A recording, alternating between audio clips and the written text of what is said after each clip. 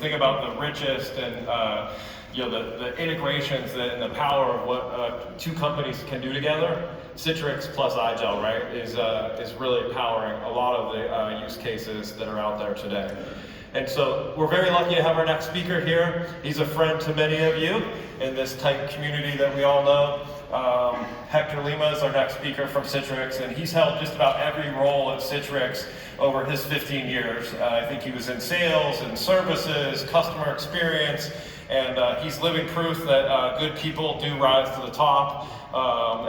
He was selected by Tom Kraus to be the EVP of sales and part of the executive team of this new cloud software group. So we're super lucky to have him here. He's going to spend the next 18 minutes talking to you about what the cloud software group is up to and the innovation and the customer and innovation-centric approach they have. And he's also even going to bring a joint customer. So buckle up and welcome Hector to the stage.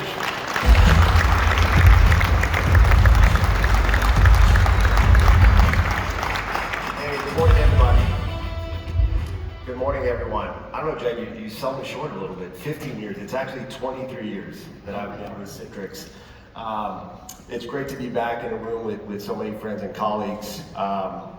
As I mentioned, was with Citrix for now 23 years, and I was joking with some folks in the audience yesterday that it's roughly, give or take, half of our lives that we've been with this ecosystem, with these sync partnerships and customers. And a couple of other people mentioned to me, hey, this feels like a reunion. And the reality is, it doesn't feel like a reunion. It actually is a reunion, given all of these years that we've been together. So, currently, I am the head of sales for newly formed cloud software group. Jed invited me on stage because there's been so much change happening with Citrix, and we thought this would be a great opportunity for me to share where we're going and some of the changes that have happened over the last year, because I know it's been very hectic and sometimes it's hard to keep up.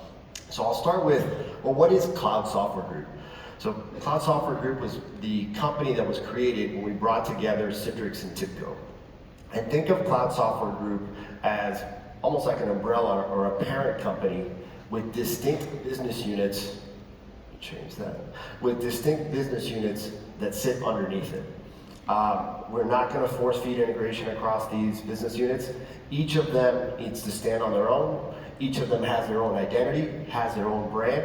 And I think this is important because I get this question asked a lot. What's happening with the brands that we're familiar with? Well, as you can see on the board behind me, Citrix, NetScaler, ShareFile, these are brands that are going to stand on their own. They're going to persist and they will continue to live on within this cloud software group. So after this first question of what is Cloud Software Group, the next question that I get a ton of is, well, what's going on with Citrix? Well, first and foremost, Citrix is alive and well. Even though I showed before there are currently 9 business units within the company, without a doubt, the number one business unit within the company is Citrix. The one with the highest priority, the highest investments, in my opinion, the most resources, because we're really putting a lot of emphasis behind what the technology does. Now there's a little tweak in definition, because you saw before there was a different box for NetScaler, ShareFile, what have you. So the tweak is we are referring to Citrix as basically the coming together of all of our end user computing technology, primarily our virtualization technology. That business unit is run by Sridhar Mullapudi, who's up here in the front row. Coincidentally, Sridhar is another 23-year veteran of Citrix. I know he doesn't look it, he looks like he's 30 maybe. But y'all, trust me, he's been here that amount of time. And the reason we did that too is to make sure that we continue to have that heritage and that continuation of where we're going with the technology to live on into the future. So why is it number one? Why is it the one that it's the key pillar within Cloud Software Group? Well, quite frankly, because it's of its power position and everything that it allows us to do with our customers and our partners. Still number one in virtual client computing, and each and every day, over 100 million users, many of which are in your organizations, rely on Citrix and our partner technologies to log into their work each and every day, regardless of location, regardless of device, regardless of network. And I can see Mark over there, that concept of any, and it just keeps going over and over again. is something that is very dear to our heart, and we continue to innovate in that technology. And I put in here what I think is a conservative number of over 6,000 real integrations at a technology level with our partners, which enable that platform to be able to have choice for all of our partners and our customers that are in the audience. Quite frankly, I'm sure if we really counted each and every one, we'd probably be closer to 10,000. But what has changed? Because obviously there is some change within the organization. And first and foremost, the biggest change in my mind is what we're prioritizing and where we're putting our investments. I've already mentioned that Citrix is by far the lead business unit within our company. But beyond that, if you take a click within that, we're really focusing on those existing customers that we have today. As I mentioned, over 100 million users. Why not make sure that they're having the best experience, that they have the best technologies, and really focusing on that existing customer base? Which means really aligning and tweaking our product roadmaps to where our customers are going, not necessarily where we think they want to go. Because candidly, if I'm very honest, I think we lost our way a little bit trying to figure out where the puck was going rather than really listening to our customers and partners. That has changed, and we're focused on where you want to go, and you're going to see that reflected in our product roadmap. The second piece is investments in support. Now, first and foremost, that means investments obviously in people that can help answer the phones and do escalations, your TAM, so on and so forth. But beyond kind of the human element, there's also investments not only in technology, but also in resources. So you have a best in-product experience from a services standpoint. You have the tools and the literature necessary in order to deploy our joint technologies successfully within your environment. So all of that encompasses where our investments are from support. So again, so you can have a better experience within the ecosystem. Many of my colleagues have talked about COVID. Very proud about what our company was able to do 3 years ago, really helping many of you and our extended customer base and our partners deliver the ability to work from home almost overnight. And again, we didn't do it ourselves, we did it in partnership with so many of our partners that are sitting in the room in order to enable that technology. I remember last time I was in Nashville was actually a year ago, and it was one of those very familiar stops and starts where we thought it was over and we had another variant come in. I was actually presenting in a room, it was actually twice the size of this, but there was nobody in it. We basically had to fake it because nobody could come in, so we just recorded the entire event. I gotta tell you, it's much better to have people in the audience than present to a bunch of empty seats, I gotta tell you. So what's happened now, and Scott mentioned it prior, is it's no longer working from home, but now it's the many permutations of return to office. And all of those stops and starts have really created even a greater dynamic within our customer base where it's really hybrid. If you thought it was hybrid before, now the permutations have multiplied what the user location is, how are they deciding to do work, what their devices look like, what applications they're accessing, and more importantly, how our employees and our customers interact with each other. And it's important to make that as seamless as possible. And again, we think more than ever, the ability to provide secure, flexible hybrid work is at the forefront not only of what our customers need, but what our partners are providing. So we believe we've got the best platform, again, working with our partners such as IGEL and others, to make sure that we provide that end-to-end platform that can deliver that secure, flexible hybrid work to all of our customers. And again, any location, any device, across any work style that they may have. In order to kind of live up to this and make sure that we provide that technology, we announced a major change to our licensing and packaging structure this quarter. We introduced the Citrix Universal Subscription. If you think about the Universal Subscription, it's basically bringing together the best of both worlds. The best of what we had within our perpetual on-premise entitlement with the best of what we had from a SaaS perspective. So now by bringing this entitlement together under one license, you have the ability to do a couple of things. First, you can deploy those workloads wherever you'd like. You can deploy them in private data centers, you can deploy them on premises, you can deploy them in the cloud, or a combination thereof. So again, giving a ton of flexibility, not only to you, but also to your partners that help build these environments. Second, How you manage these environments, we're also giving you maximum flexibility.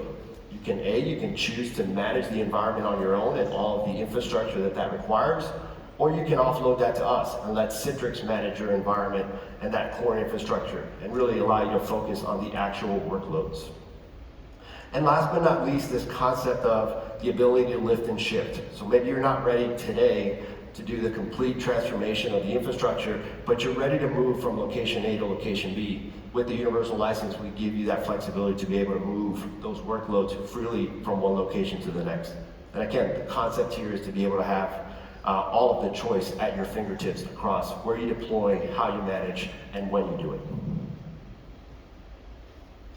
If I think about our partnership with IGEL, again, one of the longest partnerships that we've had, I think the key thing for me is when you bring the technologies together, how we can provide for our customers kind of this concept of app to edge, really securing the entire interface from that endpoint and the software that runs on it, all the way through to the apps and data, really locks down that environment for that customer, but also comes along with a lot of predictability and performance.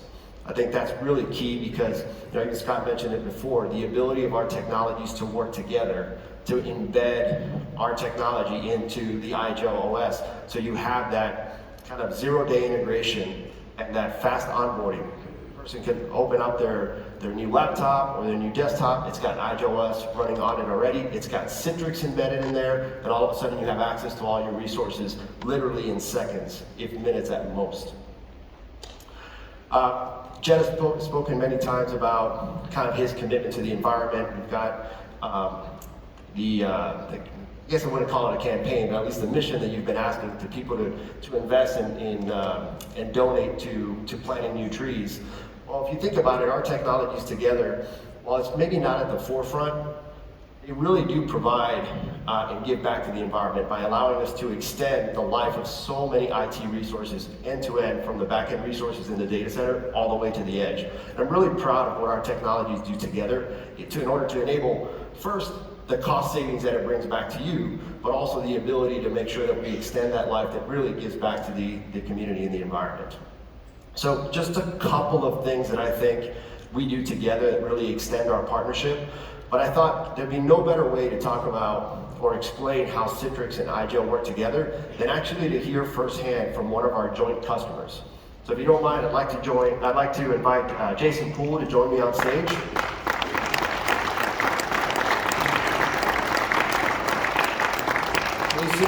Jason is the Director of Application Technology at one of our joint customers, Lexington Medical Center. He was kind enough to join us here today so we can talk about what we're doing together.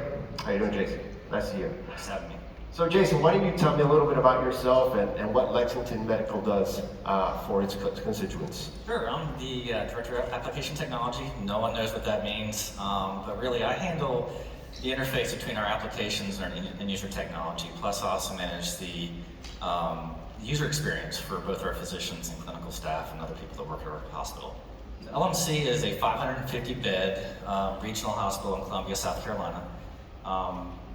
We have about 10,000 users and over 8,000 endpoints. Excellent. So I know IGEL and Citrix, healthcare is a huge industry for us jointly, and we solve multiple problems within healthcare. Specifically, what are some of the use cases that we work on together at Lexington? Sure, so we have to give a shout out to Imprivata because they really handle a lot of the workflows that we do. So what Citrix and IGEL let me do is they let me preserve the clinical workflows that we have in our practices and our inpatient spaces. So physicians can walk up to any device and they can badge in, and that user experience is very consistent. They don't have to think about which device they're using, which is saves time. Time equals more patients being seen, increases the quality of care at Lexington Medical Center. Got it. Are there any specific technology obstacles that you face that we help overcome? Well, we have a vast application portfolio, so using Citrix and IGEL lets us combine, virtualize most of our applications, which helps with things like onboarding of new physicians or other clinical staff.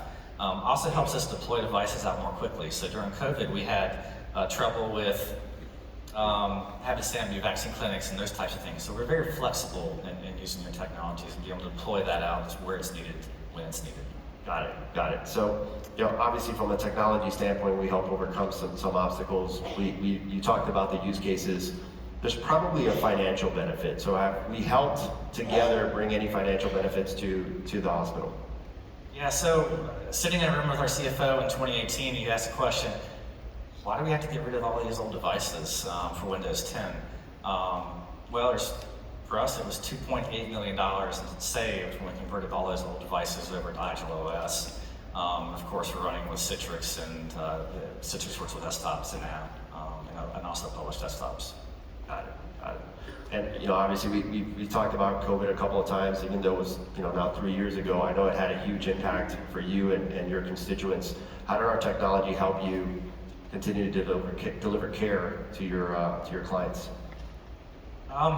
So like I said before, the onboarding of new staff, we had a lot of turnover. We had staff moving off-site, still being on-site, standing up new vaccine clinics. So again, it's the flexibility of that. We are also able to deploy new technologies, which we'll talk about at some point. But so sorry, I lost my thought. So it's really the flexibility that was probably the most important thing with COVID, being able to put the right technology where it's needed for our physicians. Got it, makes sense. Hey, look, last question. So obviously we worked together in the past. We've had some successes together with IGEL and ourselves. Where are you taking kind of your IT environment in the future? What are some of the business problems that you want to solve as you look moving forward? Yeah, so we have Windows 11 coming up. That's going to be probably the next hurdle that we have hit. Telehealth is going to be something big for us as well. So providing a seamless telehealth experience regardless of where that user is. So whether they're remote or if they're on site, really it's providing the physician can work the same way regardless. Another thing about IGEL OS technology, Citrix and Pravada and the other tools that we use is I feel like it's a differentiator. It makes us more competitive in the market.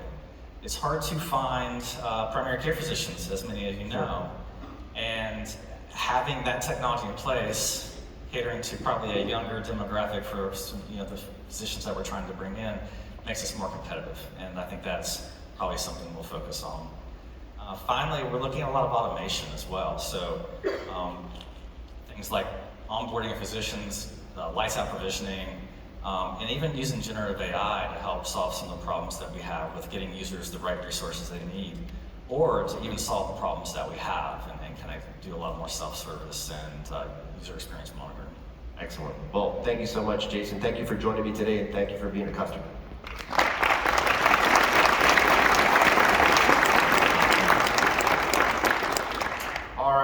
Just to wrap up here, we definitely have presence across all of Disrupt. As you can see behind me here, please join Calvin Shu's session. I think it's later today. He'll go through more of the details around universal licensing. And then across the session tomorrow, you'll have